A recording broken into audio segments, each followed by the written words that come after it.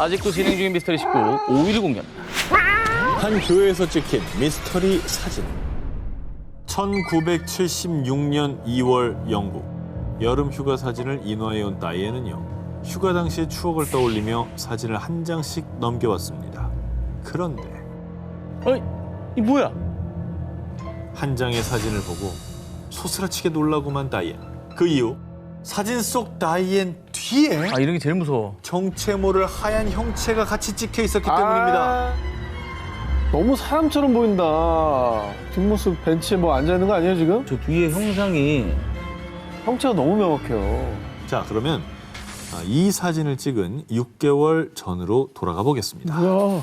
1975년 8월 다이앤은 여름 휴가차 남편 아들과 함께 잉글랜드 동쪽 노퍽의 워스테드를 찾았다가 더위를 피하기 위해 한 교회에 들어갔습니다. 당시 담낭 제거 수술을 받은 지 얼마 되지 않아 건강이 좋지 않았던 다이앤은 교회에 온 김에 더 이상 아프지 않게 해주세요.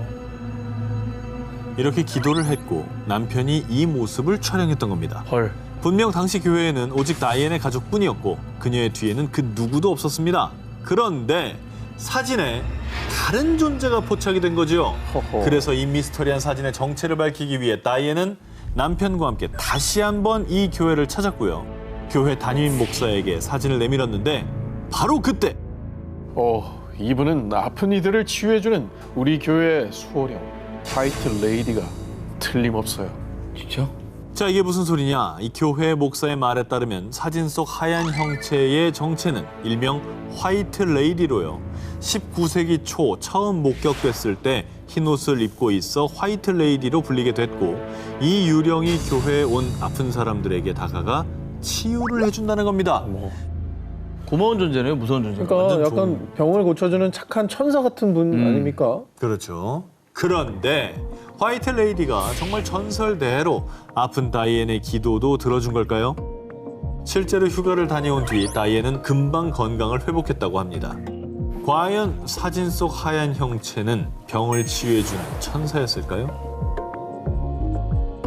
아직도 진행 중인 미스터리 19 6위 공개합니다. 소떼 추락사 미스터리. 알프스 대자연의 걸작, 거대한 융프라우의 절경과 작은 집들이 조화를 이룬 마을 라우터브루넨. 그런데 평화롭기만 할 것 같은 이 마을에서 2009년 주민들을 경악하게 만든 사건이 발생했습니다. 아니, 이게 대체 무슨 일이야? 대체 왜 소들이... 자, 주민들이 충격에 빠진 이유, 바로 절벽 밑으로 소 10여 마리가 추락해 숨진 상태로 발견됐기 때문입니다. 저 팩트네. 우리가 외계인 특집할 때 그 소떼가 의문사했던 거 했잖아요. 했죠? 근데 이 소들 역시요, 외부의 공격으로 상처를 입은 흔적이 없었지만 미스터리한 것은 10여 마리의 소가 모두 추락사했다라는 점입니다. 그러니까. 그래, 떼쥐어서 뛰었네. 자, 아무튼 그럴 가능성도 드문 게요, 동물학자들에 따르면 산에서 자란 대부분의 소들은 본능적으로 위험을 인지하기 때문에 소들이 절벽인지 모르고 떨어졌을 가능성이 희박하다고 하고요.